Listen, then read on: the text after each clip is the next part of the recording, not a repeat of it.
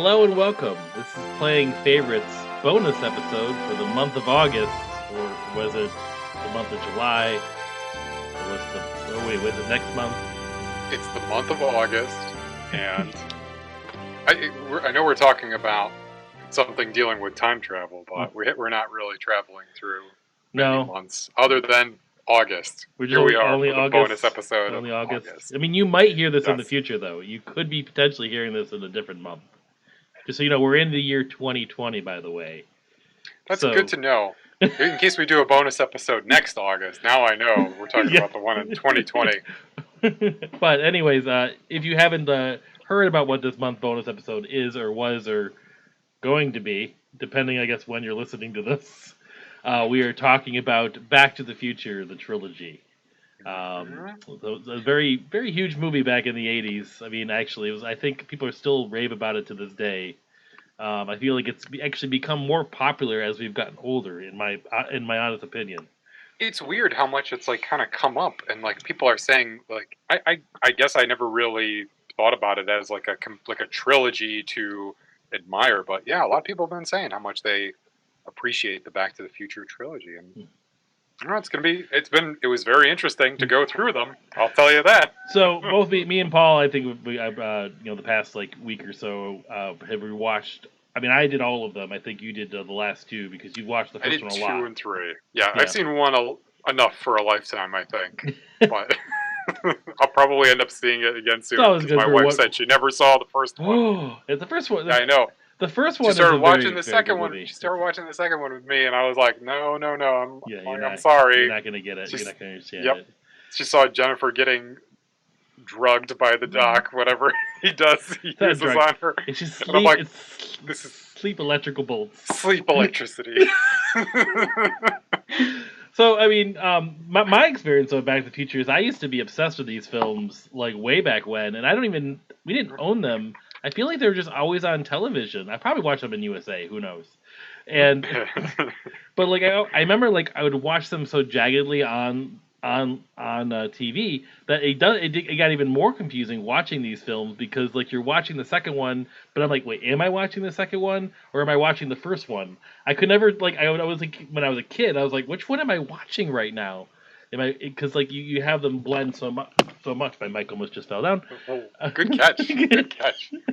You're absolutely right. Especially the second one. There's parts because it basically you're watching the climax of the first one again, and you're seeing where like there's a third or not a third a third McFly, I guess, but a second Marty in the rafters. Yes, it like really boggled my mind as a kid, and I think it really entranced me on like how time travel could work or.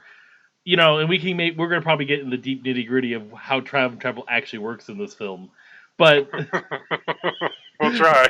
But I mean, not in a scientific point of view, but I'm just saying like it is sort of very loose fiction as you were. But like sure. But like it is a child and watching it, you know, not really seeing much like that. I mean, it was just this like mind-boggling thing like okay, he just left. I don't because I didn't see the first one that much. I remember seeing 2 more than anything else, and so when I would see the scenes from the first one, I almost just like filled in the gaps of that first movie. I think a lot, you know, like kind of like thinking of what happened and like you know reliving it through the second movie a little bit. And oh man, it's just like we're watching it this weekend. I'm just like wow, man, all these movies are very different. Very unique in their own way, watching it I watched it with my 6-year-old daughter, and watching her reaction to these films was actually like an amazing experience. Like her loving the first one like immensely because she could follow it, and the pacing of the movie is actually very slow and actually has a relatively good premise to it. It's not too overly complicated. You just get sucked back in time and.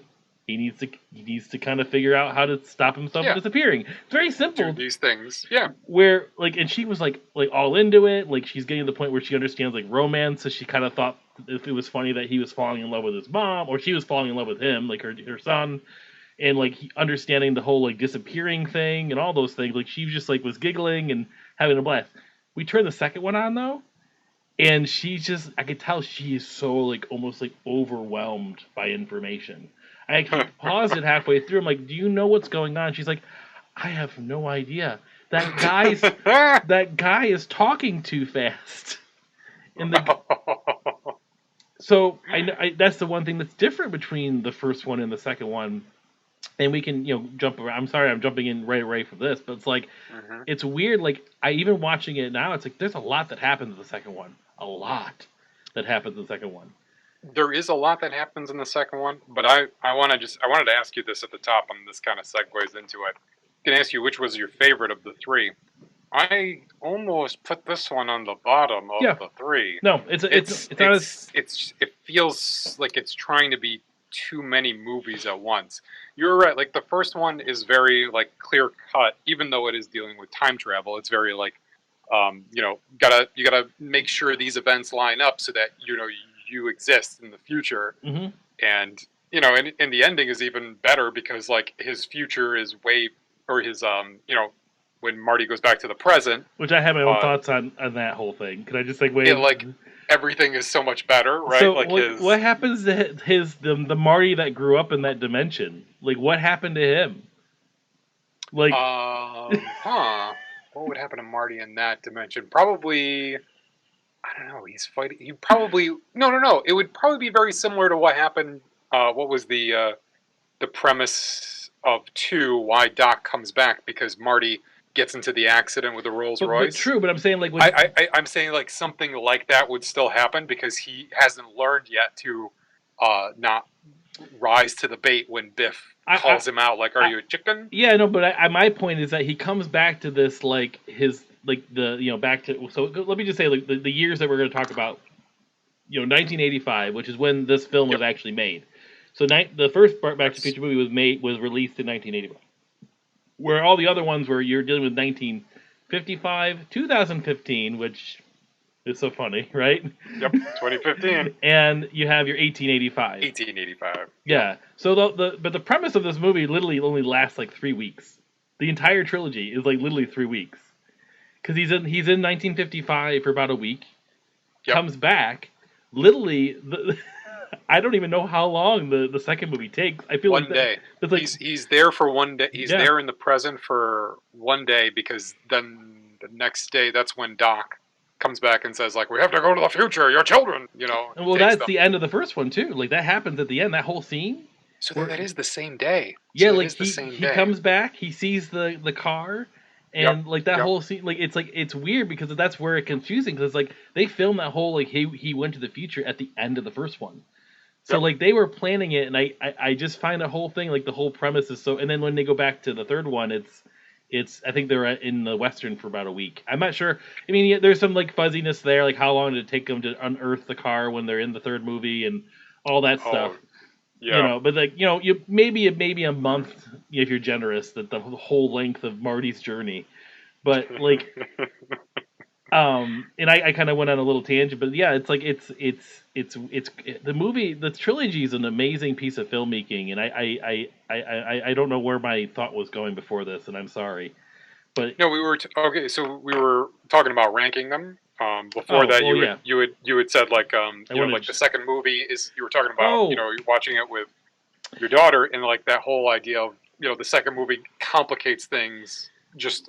Every little there's bit so of much stuff. Everything that they did is like a butterfly effect, and they have to like kind of cover for it. That's the thing. There's so many things you could talk about, like the idea of filmmaking with this trilogy. There's a lot of really weird things. It's sort of like an homage to 80 films. It's like what 80 films were like back then, but a very well done, well thought out 80 film. I noticed like in the beginning of the first film, and halfway through the third film. I don't believe this happens in the second film. Is they have that shot where it's just like watching like the scientist that built the thing that makes the eggs and the toast and like those Rube Goldberg machines. Like, Doc uses to make breakfast. As I'm watching these movies, like that's the idea of filmmaking for this. It's like it's that cause and effect mentality of storytelling. Mm-hmm. Like this is gonna fall over so that this thing falls over, and so this thing. It's like that domino effect, and it really kind of. It made me nostalgic for that kind of storytelling a little bit watching this again. Like, I was just like, I love that. Like, where even in the first movie, because I didn't watch that, it's like them trying to get the car, like, to hit the wire when the electrical bolt hits. Which you see, like, 5 times in the whole trilogy. I love how they reuse footage. It's like watching a TV show. Of course. I was thinking of anime, but okay, yep. It's like, but it is. I'm It's like just gonna reuse watching this previously on Back to the Future. It's like Mhm. but you see it so many times. Like how many times did they show that scene of him driving that car, like over and over again, right? I mean, even to the point where they show that at the beginning of the second one, they show it happen, right? At the beginning of the second movie, they show him doing the car thing, Yep. and then they show Yep. at the end of the second movie too. They show it again in the same film. That's right, because then you know like everything's been set right when he does that time. Yep. But it's Yep. like it's just like such a weird like way of like looking at these films where I feel like the second one, it was kind of a cool story. Like, and I know we're kind of going in a circle here, which I feel like that's I gotta stop you real quick though, Thank because you. I want to go back to Doc's house. please stop me. Because the first, like I was showing just like my notes for this, and you can't see it, just like unfocused. But the first thing I wrote on this piece of paper was Doc's house is Pee-wee's playhouse. All right, because of the like these Rube. But that's a great observation because I wrote that back at like towards the end. I was like, it's like the Rube Goldberg machine. Like all those things are, and that's I like Robert Zemeckis films for the most part. I feel like he's really good at that kind of like visual storytelling and like matching, something like a characteristic about a person you see in the actual setting or where they live, and that kind of like clues you into the kind of person they are. So this is how Doc thinks. He's like, okay, I want to get like this from point A to point B, but I can do all these like crazy things in between, still getting to that point. Yeah. So what would you say though? Let me just get back to this question really quickly. I'm sorry. How would you rank them? How would you rank them? 1, 2, and 3. I mean, which do you think is your favorite, or which do you think is your least favorite? I'm gonna just say right now, I think 2 is my least favorite. Two is my least favorite, but it's funny because I wouldn't have said that before rewatching these. Me too. I thought I loved the second one because I remember loving the future stuff, and this time it really didn't do it for me. I don't know. Maybe it's because we passed 2015, but yeah. I mean, it's like it's. I think we when we initially had seen those films. I mean, we were what, like 9, maybe 8. So yes, the second one came out in '89, and then the third one came out in 1990. And they were filmed back to back. They were filmed back to back. I didn't know that. That's pretty cool. That's what I wanted to bring up. I thought you'd appreciate that because it's like they literally like had 11 months of filming with 3 weeks in between. That's why there's so many references to the Western in the second movie. They show Mad Dog in the second movie. They hint at it. They show, like the. Yep, they even at the end of the first movie is a trailer for the next movie. They show the next movie at the end. Because it was in the movie came out in theaters 6 months later. It was like Matrix 2 and 3. Yes. Like this. So like the first movie was kind of like we'll see what happens. Yep. Like we'll release it. We'll tease the future a little bit, just like a flying car. And I love Doc's sunglasses. I don't think he can actually see through them. I just think they're like big, like pieces of aluminum foil. But I wish I had them. They look awesome. It's Google Glass. That's what that is. Okay, I got to pull it up because I have a list of the things that did come true in 2015 from Back to the Future. Okay, well, hold on before we get there because I feel like we're not going to go there yet. So rank before ranking them. Beforehand, I would say 2 would have been probably up there just because it was bonkers and crazy. Now there's some great moments of 2. We'll get to that. Sure. I would say like as far as movie making goes, as far as overall like rewatchability, maybe the first one probably is my favorite. Like you can't. It is a good movie. Yeah, it's a good movie. You can't. I don't feel like it would go. It would probably go 1, 3, 2. Like you can't have 3 without 1. Mm-hmm. Like it's. I mean, 3 is a really good ending. And but you could have probably made it work, without the other ones. But like I feel like you don't. It's like playing a video game when you have the same characters over and over again, or any movie. It's like knowing the character, like you've already gone through 2 movies with them, kind of helps 3. Like you can't, you know what I mean? Like knowing Doc and knowing Marty, like you don't have to spend so much time introducing their personalities and that. It's more like get to the action.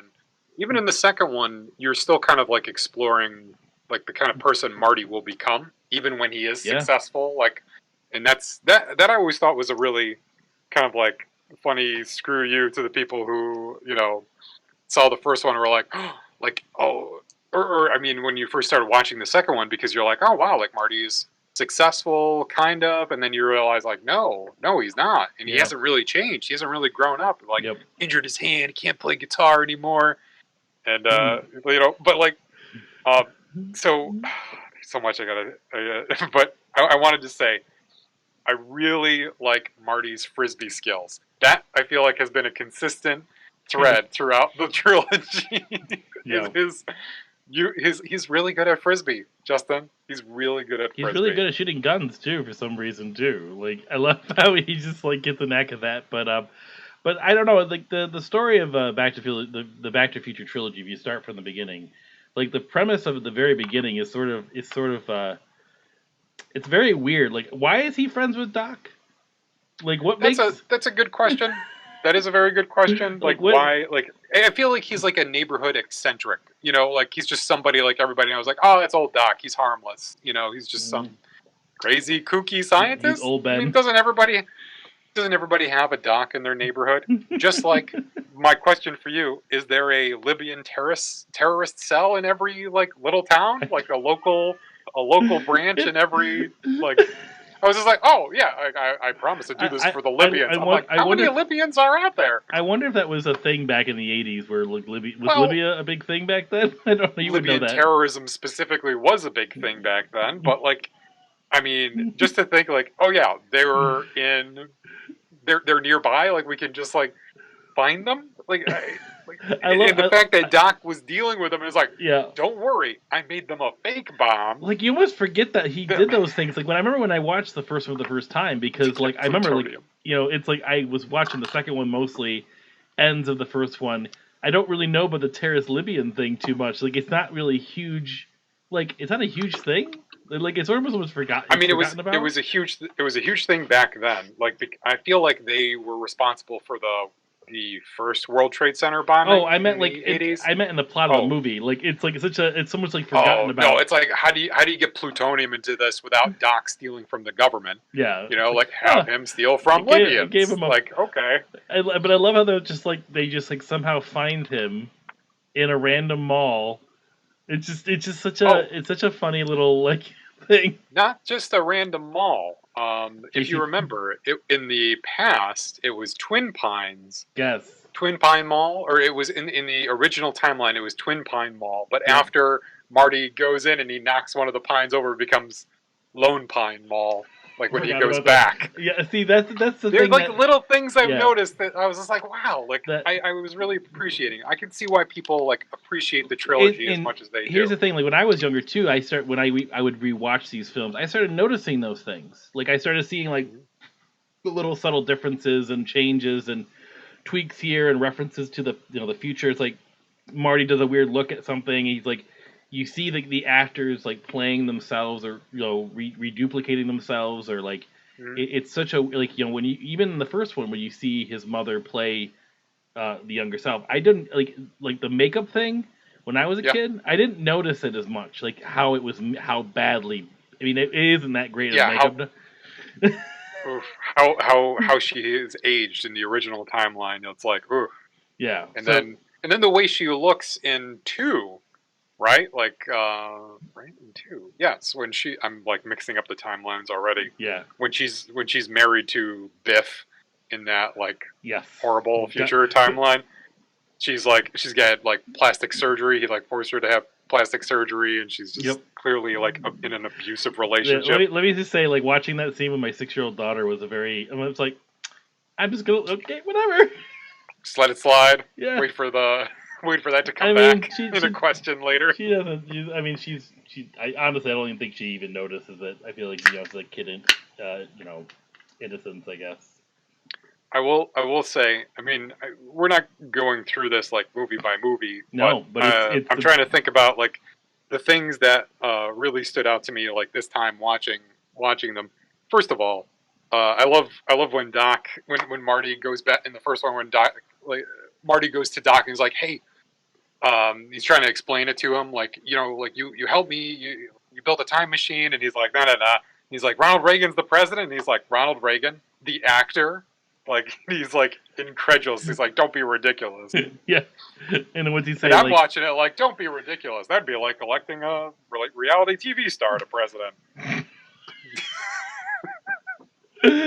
So there was a little bit of bitterness on my part when I watched it. but no, it is. They do handle like the weirdness of his journey. Like I feel like it's an adventure, but yet there's some sort of level of realism too. Like some guy like getting sucked from the '80s, back to 1955, and how Marty responds. And Michael J. Fox, to his credit, like he just really makes Marty a character really well. Like I feel like he handles that role He does. pretty He pretty does. He pretty plays it great. really well. And he just kind of was consistent throughout the whole trilogy, and you feel like it's the same Marty the entire way through, even though what they filmed the other two like 4 years later, 3 or 4 years later. And that's to your point, you're like about them filming the back to back, the second and third one. It's like they have to if they're gonna show Marty in the past anymore. Like they have to because I mean the guy's gonna get older and change. Like both of them are gonna get older and change, and even Doc looks a lot different in 3 than he did in 1. But I mean, you can account it to like that he's a blacksmith now in 1885. So well, in the second one, he has plastic surgery. Oh, that's right too. They all have plastic surgery in the 80s. In the future, you like you were saying like earlier about why they needed to go to the future. I mean, like the title itself, like Back to the Future. Obviously, you want to see the future if you're talking about a time machine. So that first movie was all about the past and like that tease for the future, like what the future would be. Yeah. That was like to me that was legit exciting. Like I was really excited to see the second one after I'd seen the first one. And the movie does such a good job at like ramping up excitement. Like, and I have to give credit to Alvin Silverstein, which is Phil Silvestri, which is the Silvestri, yeah. He the music like it's somehow he can make that theme used over and over again. Like you just hear the same theme the entire movie, and just like I get excited every time. Like he's the John Williams of Back to the Future, right? He knows how to hook you with a good theme. Like it pumps you up. Like whenever, even if it's like a minuscule little like moment of like Marty trying to like get a book out of a car on a hoverboard. It's like there's just something about how they handle that music. But like I love how they just like I know this is a weird bonus episode because we're jumping around so much. But like it's just like little subtle things like where you just forget about something and then they bring it back. Like the hoverboard, for example, they kind of always kept it around for whenever they needed it. Like they've introduced it, but it becomes such an important thing at the end of the third movie. It's like and I love it. It's just like, oh yeah, I forgot they had that. That's a good thing they went to the future. I'm glad they did. They have the hoverboard. It's like using that tool to solve the problem of 1885. No, like as an adult now, like watching all like seeing them and like digesting them all as like kind of one big story. Going back to the West, when I was a kid, I was like, I am not interested in this. I'm like, you showed me the future, and now you're going to show me like I've seen plenty of old West shit, and I don't want to. Mm-hmm. But like now, I'm like, no, that makes perfect sense. Like it makes the story all the more cohesive, and it pays off all that stuff from the first movie, even in the second movie. I love how the clock tower is a running thing. Like that's the thing. Like every time your picture in front of the clock tower. Yeah, there's such a weird like kind of message there. I don't know whether it was like just them just being like, okay, this is just coincidental stuff and whatever, but like how they almost like duplicate history with every time zone, right? So it's like it's never changing. Like the people's characteristics are kind of like genetic almost, or you know what I mean? Which is kind of crazy. If you're saying like Biff and his grandson Griff, and I had some questions for you about the third one because I know you're a big fan of the third one, even though it's your second favorite. I mean, my question is for Maggie McFly, the wife of Marty McFly's ancestor. Why is it played by Lorraine there? Yeah, wouldn't that be on the dad's side? I was wondering that, but I'm wondering if that's they just had to bring her. It was like a cameo, basically. Like, we're gonna bring them Yeah, all back. it's like almost like they're always gonna be attracted to similar looking people. That's the only thing I took it as. I You also know, like that they use whiskey instead of fuel in the beginning when they tried to get them. Maybe whiskey will work. I forgot. Yes, it's right. I think I walked away during that part, but I do remember that scene. Um, but yeah, but like but what I was getting at too is like how like each like time frame has its own like kind of like reference to each other. Like they kind of like play off each other. But even like the filmmaking works that way too. Like every movie has a shot of him being passed out or knocked out and being woken up by his mom. But it's always Yep. like a different like it even happens like Different version yeah, of her. different version of her. And it's like the same scene. They almost duplicate the scenes and they kind of do the same almost dialogue, and it's a weird play on like nostalgia of the first other movies, but also just play on just the fact that like history repeats itself and all that stuff. And it's just like the more you watch it, like I think when I first started watching the movie, I didn't realize that the actors were playing all these characters. I didn't realize Yep. that at all. Me But when neither. you start seeing those things, it's like wow, like Michael J. Fox representation of what's his name, Seamus McFly, Yes. and Yes. his I love that.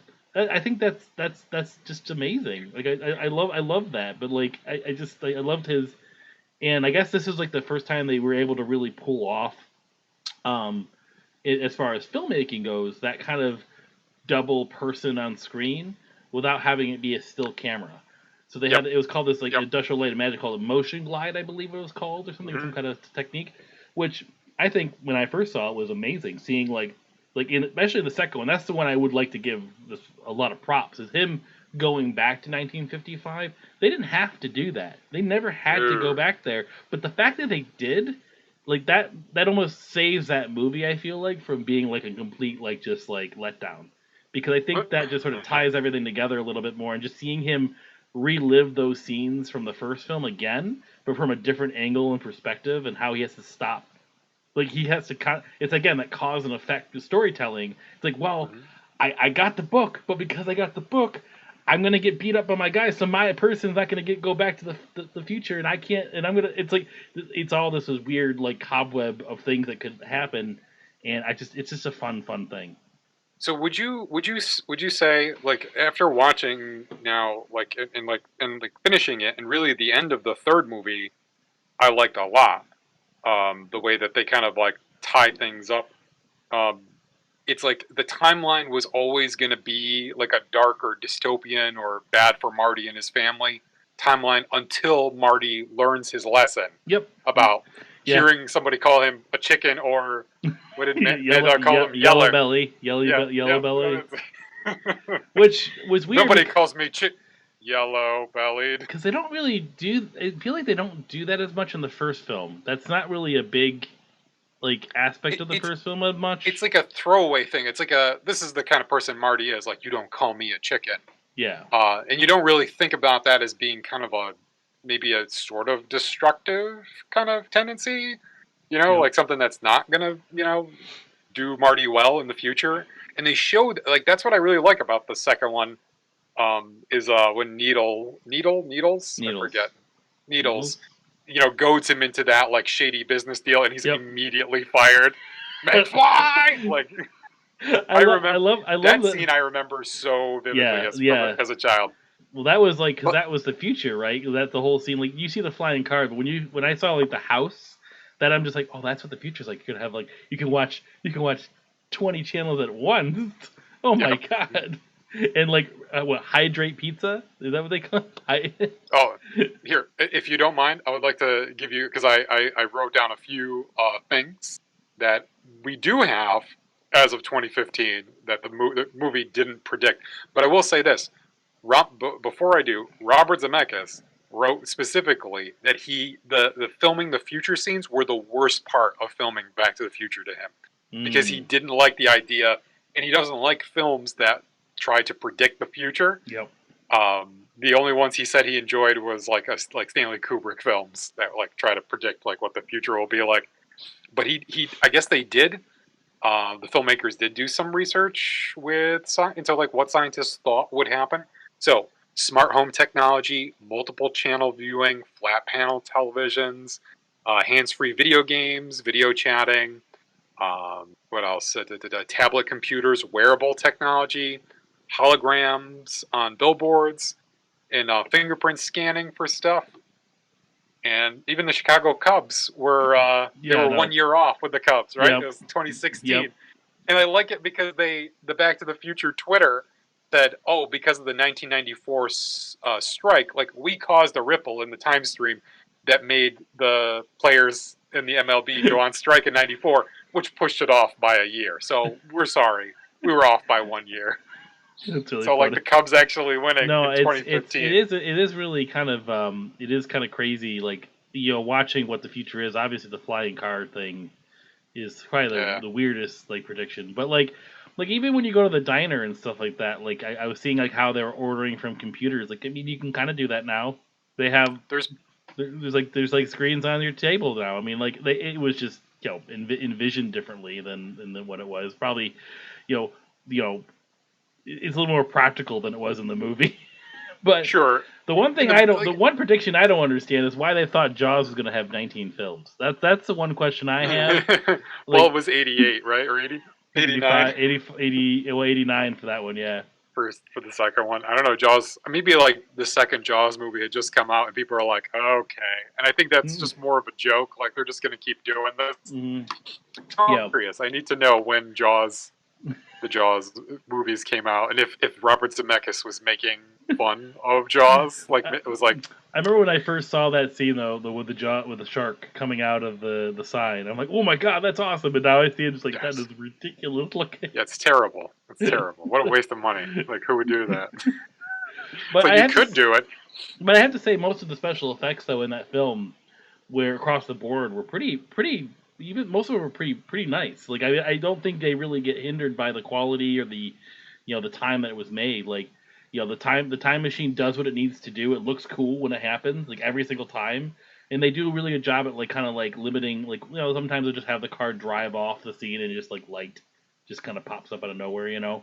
But Yep. like, I Yep. love the ones where they have like really cool shots where you see like the electrical things coming out of the tires and all that stuff. Like, it looks really cool. I like that. I like the. I've always liked the effect of the flames for tire tracks when Yep. the car when the DeLorean. We haven't even said DeLorean this whole episode, so I'm going to say it like 3 more times. But when the DeLoreans, and leaves like the tire tracks that are flames. That's the only like effect that I still remember, even as like not as a child, but like maybe when I was a teenager seeing it. I was like, oh, looks like Marty's standing on the flames.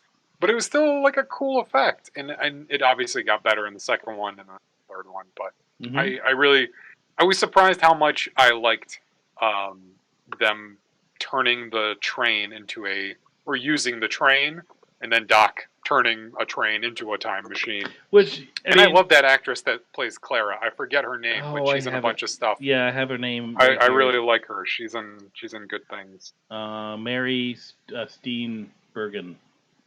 Okay. That's her name. If you didn't know that Okay. name before. Um, Um, some fun things to talk about the third one, since you brought it up though, is that the reason they went to the Old West, because I guess when they were filming the first one, they asked Michael J. Fox what time period would you want to go to, and he said the Old West. really? I So, didn't know you. I didn't know you could do that. You well, I just mean, say where the. Mace Windu got a purple lightsaber because he asked. That's a So, minor. That'd be like saying like, can you make the DeLorean blue? It's not like. well, you got to Can you think. make the whole third film in the in the Well, you got to 19th think. He century? asked us when they're making the first one, so they hadn't worked on the second ones yet. So I guess, but they decided to save it until the later ones. But I guess like we're watching the third one, like I it is a little slower than what I remember it being. But like at the same time, it's like there's some amazing Western shots in that film. Like there's some, I mean, they're really like just visually like there's one shot of like when Claire is waiting for the train, and the train's like coming up to the station. It just Hmm. looks really cool. Like, I just think they handled it so well, like just keeping that vibe, making it feel like it was Hidden Valley. Is it Hidden Valley? that what is Hill that Valley. Hill Valley? Not the ranch dressing. Sorry. Now I'm hungry. But like just making it feel like that could be Hill Valley. Like I think the clock really kind of sold that, right? Them building the clock tower. That's You a know. nice way to kind of end it too. It's like it's all been about like save the clock tower in the first one, and Yep. then in the second one, it's kind of like thrown in there. I felt like it was the least inspired inclusion of the clock tower, but I the mean, they third one just feels like yeah. it's like, and there's that like who told Marty and the Doc how to pose in an 19th century photo, because they do it well. It's just like they stand perfectly still, Yeah. like it's like you got to stand for 20 minutes to get Oh, your I photo mean, taken. Doc loves the old west. I mean, he probably I don't I know. I like there are a lot of great shots in it, and as you were saying, I one of the ones like from the second one, no, from the third one. I like when he's going towards the drive-in, and it's the painted mural kind of thing under the drive-in screen of the charging Native Americans on Yeah. horseback, and he literally is being charged by Native Yeah. Americans on horseback. Yeah. But like all those shots when he goes back into the past, like in the first one when he's going through the field and hits the scarecrow, like he thinks he's in a mall parking lot. He's Mhm. at like Twin Pines Mall, and then he's just like in a giant field going into a barn, and that's like The when it all stops. It's the like a fir- good gag, the first one is really funny because driving into a barn. they really feed off the sci-fi stuff a little bit more in the first Mm-hmm. one because it like Darth makes Vader him from Vulcan. yes, and then he also looks like an alien, like because he's got the hazmat suit on, which Yep. honestly I don't know if they had just like planned that or just like he has a hazmat suit on, like just make him look like an alien, but it made it work because that's what his father ends up doing is becoming like a renowned science fiction writer because his son gives him words of wisdom. Like Yep. that's the thing about it. That's why I was like when I first started this, where I was talking about it's like if Bart, that's where the paradox of time travel comes into play with this thing, right? If Marty wasn't born in his timeline, where his family is a wreck and like his father doesn't have any confidence, because that's what the original version of his time is. That's Yep. what he grew up. Yep. That's the Marty we know. Is that he is watching his father get beat up, and that's why he has to like stick up for himself because he feels like his original father couldn't do it. So that's why he does this whole chicken thing. So that's the root of his obsession with And not being called a chicken. yeah, And, because he's like, standing up even to people. in the first movie, like because I mean, watch like he's like, Dad, you got to stand up to Biff. Like Biff's always doing these things to you. He's like he's making you pay for he wrecks a car that they own or something like that, and it just sort of like, and it kind of leads to that. But then he goes back and he alters the past by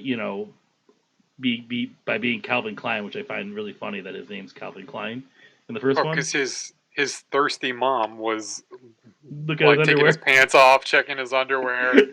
She's all handsy with him at dinner. Yep. I was like, damn. Yeah. Like, Yeah, and then of course like in the beginning of the movie, his mom acts like, oh, you can't ever be with a girl by yourself. Girls chasing boys, like she's like all like stuck up and stuff, even though she wasn't like that as a kid. she was such a prude, as he said, and Yeah. then like she's smoking a cigarette and drinking booze like in the car when they go to park. I love that. And he's like trying to say, he's like, what are you doing? Just on a quick side note, I will say the last Jaws movie came out in 1987. So the first, or 1989 was for Back to the Future 2. And they had made And 5 there's, of like, those? They made 4 Jaws movies. So 1975, 1978. Come on, they already had like 7 Star 1987. Trek movies by then? Really, by 87? Well, okay. I guess you could take a pot shot at Star Trek, which probably in Robert Well, Zemeckis and the filmmakers' eyes, they're like, nobody's going to get that joke. I think Spaceballs was made a joke about Rocky. I think it was like Rocky 15. Yes, Rocky. Mhm. Like, yes. No. It's like, and listen to Pongo's review of Rocky 5,000. 5,000. Adrian's Revenge or something. But no, like that's the kind of the interesting thing is like he that's why I get confused about the time travel thing. Like he grew up in this like crappy house, well not crappy, but crappy neighborhood, kind of like very like not very competent dad or parents. But then he changes it and he goes back to 1985 and everything's so much nicer and changed. His girlfriend doesn't change. She remembers everything about him. His car is now all of a sudden magically changed, but Marty doesn't know any of the history. He doesn't have any of the history of this other timeline. It's like almost he's living a different timeline now. The other one just is gone. Yeah, yeah. That Marty is still living a terrible life. You know, like yeah, I love how Doc kind of like explains the time stream, and it's like it's not just linear or like you've nullified it and you're fixing it. You've just like splintered it off and made Mm. new timelines, and Yep. Marty gets to pick basically which one he wants to go to, I guess. But it's funny because it's like he fixes it, but then he immediately like fucks it up, right? Yeah. Because he didn't learn his lesson yet. Yep. But Yep. Yep. I mean, you got the I appreciate that third one a lot more than the first time I saw it. I will yeah. say. No, the Definitely third one's ties a things lot. together. It really kind of makes it have an ending because I feel like in the second movie, which was just it treated it like a second movie where you had like all horrible stuff happen, which I don't mind it. Like it's like I feel like it's good to see all the possibilities. Like that's the nice thing about it, right?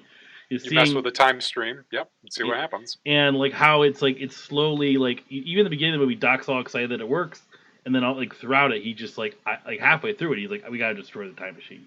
This is just Mhm. it's just Yep. this is just like too much. It's like it's too horrific. Like every single time, it's like he's just dealing with things. Like Marty is just dealing with things of like, how do what did I do? Like it's like with the end of the third one, he says like, why did we cut things so? Why is everything cut so close? Like why is all it's always so close. I really appreciate like having to destroy the time machine is like absolutely essential because I was watching it this time. I was wondering what are all the other effects that they don't even see that have happened because Yeah, they've messed with the time. Like how many people have died sure. because they've just been messing with the timeline like a bit, just like a little like tiny bit. Not to mention just like how many people have died in like the random drive-by shootings in his neighborhood in the next to Biff's casino, right? Let me just talk can about we that. can we talk Yeah, about Biff in that one, let's talk about that timeline for please? a second. I Like, love that timeline a obviously, lot. it's a reference. I think I feel like I've read somewhere that he admitted that it was a reference to Trump because he Oh, looks okay, yeah. yeah. Like I mean, It he's looked in kind of like Scarface and like Trump Tower type of thing. yeah. Yeah. Like I mean, but it is sort of this weird. Like I love how it's like he gets there and like he wakes up in his bed and what like some dude is just like scares him out of the house. Like, what are you doing here? Get a mouse. Like when he wakes up in the Oh, in the Trump in the timeline of the mess up oh, highway. yes, yes, yes. I thought you were okay. Yeah, yeah, yeah. No, they drop Jennifer off Yep. at what they think is her house. Then they go and Marty goes back to his house and it's not his house. Wouldn't your first concern be, oh shit, Jennifer? Yeah. Like, where did we leave her? She's And I okay. honestly don't remember what happened. I think she just like was She still just passed no. out You don't from see those. you don't see her again until the end of the third movie. Oh my, that's right. Yeah, Sleep electrocution. well yeah, because like what is when he's talking about the time streams, like Doc's like he's like Doc, what about Jennifer? He's like, oh, She can't see. Yeah. she'll just be sleeping throughout this whole change. It's okay. I'm like, Mhm. that okay. That's one way, I guess, to solve that problem. Why did she have to come with him? Though? Yeah. Oh no, they Anyway. explain it. They explain it. They explain that he's like, Oh wait, yeah, that's right. yeah, There is a reason. he's like, It's Doc, like, why did you? She's like, oh, she's not important to my plan. Well, then why did you take her with her? She's like, she saw the time machine. What do you want me to do? Just like leave her there? I like it because at the end of the first one, it's like, oh wow, they're both gonna like, all three of them are gonna be, in the future, and Doc is like, I didn't know what else to do with her. Like, Well, they actually changed the actors like, between I the first could and have the second killed her. one too. Yeah. Yes, they did. They did.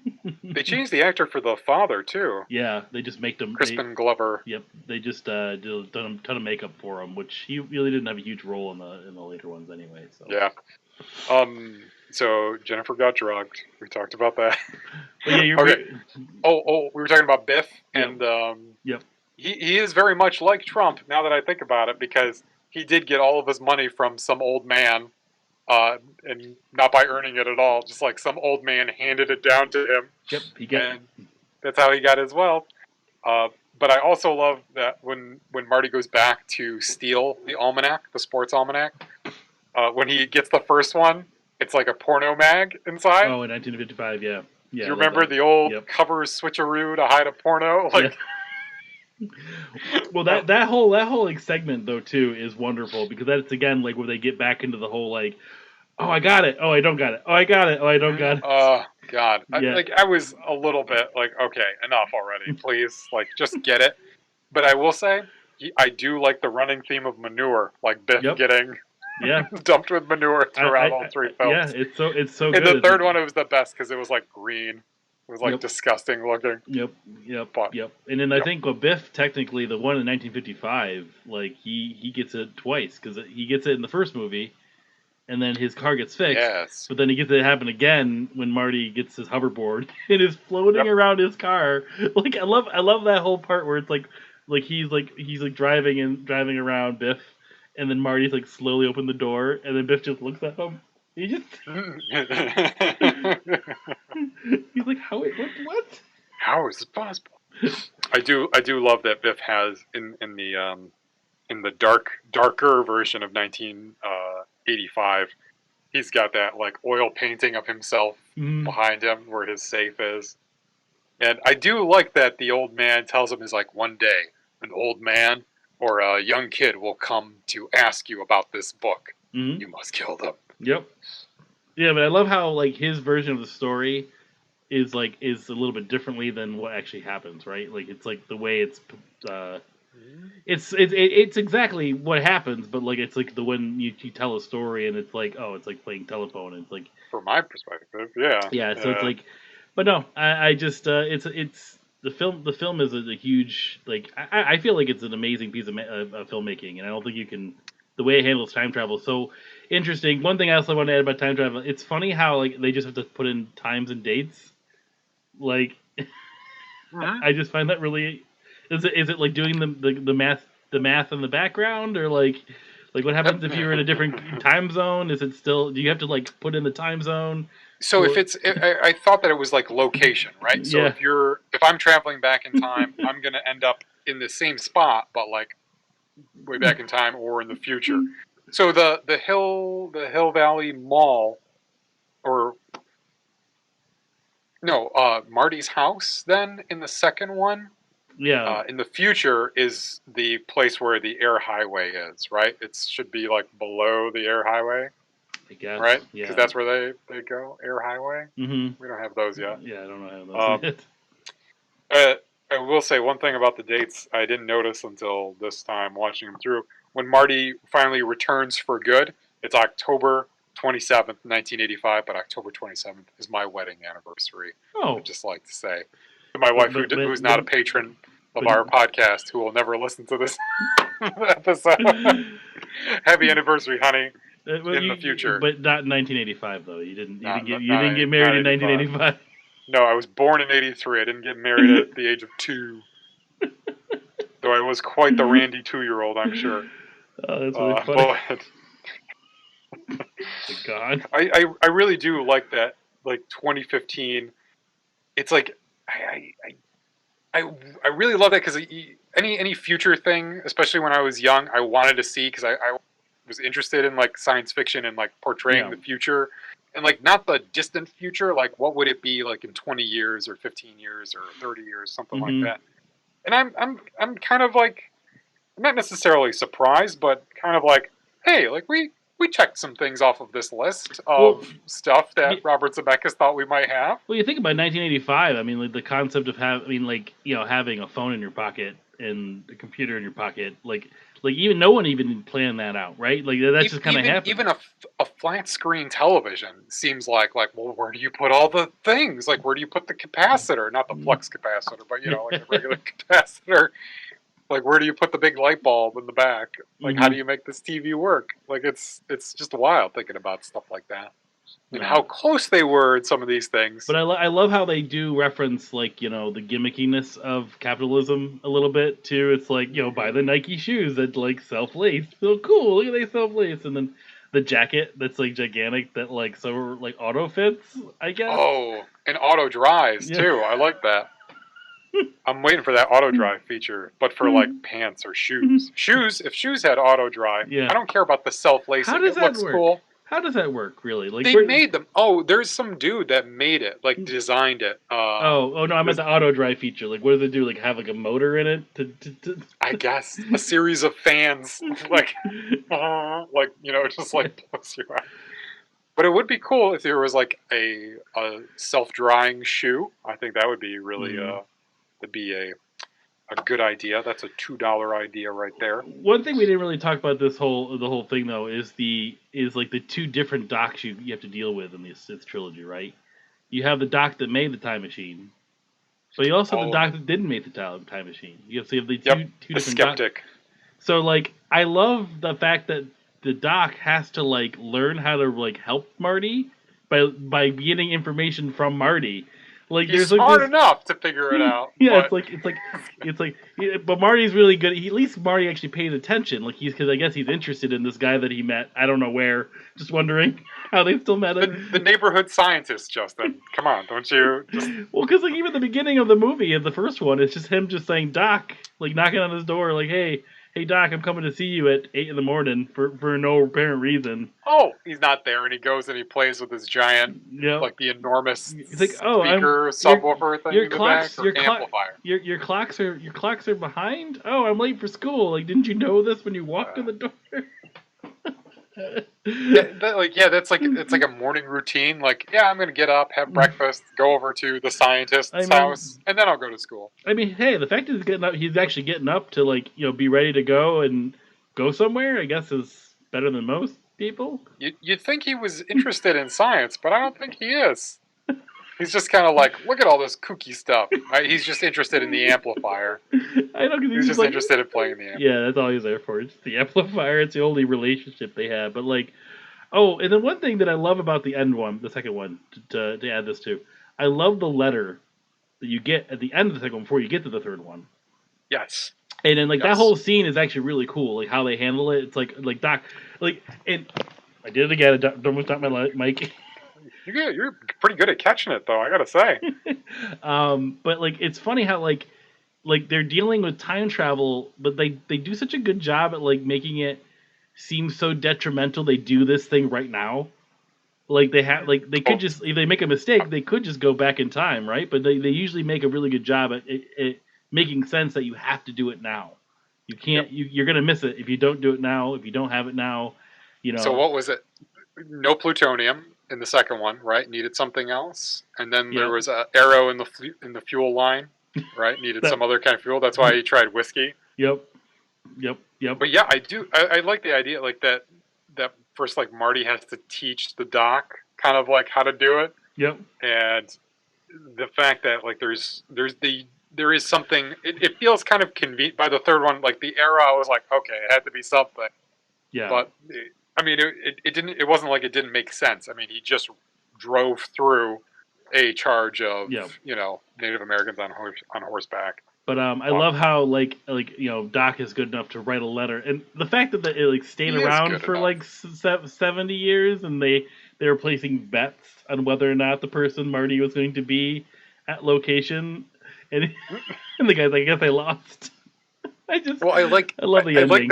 I love that the ending. Western Union dude. Yeah, like him just like showing up. It was kind of like ominous too. He's like Doc. Like Doc just got like struck by lightning, and the car disappears. The DeLorean disappears, and then just this car starts rolling up, and I was like, because I honestly forgot what was in the car, and I was like, is that the Doc? No, it can't be the Doc. And then the letter from I got 1885. I was like, nice. I got something for you. Yeah, that's not usually how Western. They don't knock on your door. I got something for you.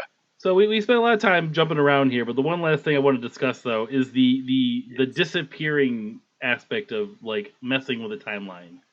So like, we didn't really touch on that, right? Like, so like beginning one, like his family's disappearing.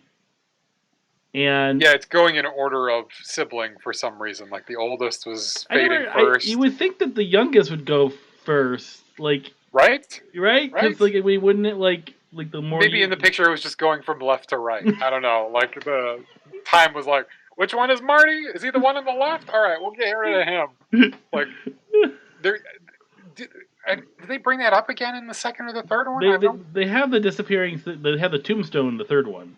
So you have the. Well, but the tombstone made more sense because it went to blank. Like it was still going to be someone's death. Yep. You know, but we weren't sure like how or what or whose it was going to be. They have the. So it was like they saved the doc, but it was like, well, it could be anybody still. The only thing they really used to reference things changing in the second one was the matches. So the matches didn't say Biff after he changed it. And the "I'm fired" facts. And that kind of got resolved in the third one, but she brought it back in the second one. Yeah. Yep. So, right. But like the fun thing about the first one that's different than all the other ones is the person starts to disappear. You know what I mean? Like, so I'm just like the whole logic, and I love how like he just like that whole Michael J. Fox's whole like acting in that point. He's like fading, and he's like he can't hold himself up, and then the guy's just like, what's going on? You okay? Are you okay, brother, or something like that? And then yes. And then they kiss, and then he just like whoop, he just starts playing again, like all excited. We got to watch Martin Berry, Chuck Berry's brother. So you learn that Chuck Berry ripped off Marty McFly, who ripped him off, and that Chuck Berry, you know, rock and roll pioneer, is a plagiarist. You know. Yeah, Marty ripped off Chuck. Right? Yeah, exactly. It's like, dang, that sucks. But concerning the way that people die or fade away, like, would you feel that? Would you be feeling like the hand, like, wouldn't the guitar just like fall off of him if he started fading away? I don't know. That's why I think the second and the third one were like, we're not doing that again. Like that was too hard to kind of like decide the rules for. So let's just pretend we didn't do that. Yeah, because like it almost like did one hand first that was disappearing, and the rest were there, I guess. Oh, because in the picture it was going from left to right, so it started with his left side, and should have done like half of his brain, and he. Like, because see, a photo is actually like the reverse of real life, right? Isn't that what a photo develops? I have. Not while I'm drinking. Let's put that up. Clean up a little here. And then and I hope this is going well because I'm having fun talking about it, even though it's like we're jumping around like crazy people with this trilogy. But it's fun to talk about. There's a lot to talk about. It is, and if people like the people who have seen this trilogy, if you haven't seen it, obviously you should see it. But if you haven't seen it, or if you have, if you've watched this movie, you know what we're talking about. You know that these timelines are all mixed in together. So, like, you can't talk about one without mentioning the other. Yeah, they all feed with each other so much. It's like you can't. Yeah, it's so hard to do that. But because we're talking about the rankings. Like you mentioned the train and how you love the train. The train's awesome. Like the time machine train or whatever you want to call it. Obviously he flew off. He got off the hoverboard. So he just went and built a train and had some kids. Is that what happened? I think because Marty taught him how to make a time machine. Basically, he took a train and just like supercharged it. You know, he like bought an engine. That one that was living in the West is the one that initially made the time machine. So that Doc already knew about the time machine, right? Like he's the original Doc. Oh, okay, yeah, duh. He's not the one from the 1955. So no, you're right. So he's got to, So he just made a train, a really awesome looking, futuristic flying train based off his 1 month adventure time traveling. I'm trying to figure out like what makes them travel through time. Is it the flux capacitor? Is that the thing? Yeah, that actually causes the rift in opening the time stream. That's the logic behind it. He explains because like going 88 miles per hour seems to be like the running thing. Like you got to get to 88 miles per hour. But it seems to me like the real thing is like what makes you go into the past? Like are you using a time gem? So from the words of a 6-year-old watching the end of the third one, he's like, he put the Buck's capacitor in the train. The Buck's or something like that. He means he built another one. So there you go. There's your answer. He knows how to do it. He's a blacksmith. He figured it out. All the materials were there. They just needed the know-how. So, and then the one thing with Clara by also as well in the third one, you Hmm. said you liked her as an actress. I get confused by her. It's like he's supposed to meet her, and then he doesn't meet her, and then like, but he supposed to fall in love with her. But then he's saying like they say that she dies by falling off a cliff. So Yes. when do they fall in love in this whole thing, or did like him not going to get to meet her make her fall off the cliff sooner? Like I was confused by that whole like thing because I guess I like they wondered. Oh, what were you saying? You guess what? like because I know like they make a comment where they're like, oh, this ravine's called something else, or no, they call it like something ravine or something like that, like named after the teacher. Yes, it's named But after her. in the West, they call it the Sanash ravine or something Yep. like that. But because he saves her, if you go back to the future, the name of the ravine's different. It's a different name to it. Yep. They call it Yep. the Eastwood ravine. That's all right. I guess he went off. I guess he died with a train or something. Yep. I love how Clint Eastwood is going to be considered the yellow belliest person. Oh yes, of the West. I love that his pseudonyms are Calvin Klein and Clint Eastwood. Those are the only Yep. names that he could come up with. Well, he didn't even come up with one for Calvin Klein. Anyway, what was he doing wearing Calvin Klein underwear when he was back in 1985 I mean, in that not so great timeline? he was a rock and roller. He was a Maybe stylish guy. Maybe Calvin Klein wasn't that big back then. Maybe it was it was just a startup Oh, company. Calvin. Why do you keep calling me Calvin? Well, anyways, This has been fun, man. yeah. It's been a long time since I've talked about any one of these movies, let alone all three at once. And I think they're a fun, awesome movie. It's a good adventure. You just kind of go for the ride, and again, like the hype of the music, just kind of locks you in. And I'm glad that you finally see that why I like 3 so much. I'm glad It you makes can more appreciate. sense to me as an adult than it did as a child. Not that I didn't like. I just didn't want to see. I wanted more future stuff when I was little, not See, back to the old I West. didn't watch a lot of westerns growing up, so I think that's why I kind of enjoyed the difference and the uniqueness of it. Like, Hmm. and I think just the story is kind of cool. Like the whole like train robbery that's a science experiment, and like I love seeing them do the big explosions with the different colored gases. Like, I thought that was so cool. Like even like I was seeing my daughter in me a little, like my daughter like the way she was responding to things. Like I kind of reacted similar to what she was doing. Like, oh, she's like, now it's green and now it's yellow. I'm like, yeah, I said the same thing. The, the only problem I have, honestly, like real problem with all three of them, is that they basically roofied Jennifer out of 2.5 movies. I wonder if like they just like I don't know what their thought was because she had a decent role in the second one. Maybe they really just didn't know what to do with her. Like I think that's what it was. It's like maybe they thought they had an idea of like at the end of the first one, like oh let's bring her into the the time machine, but maybe they're just like when we got her there, like well she did a decent amount of stuff in the second movie. She kind of like stared She at. saw her future self and fainted.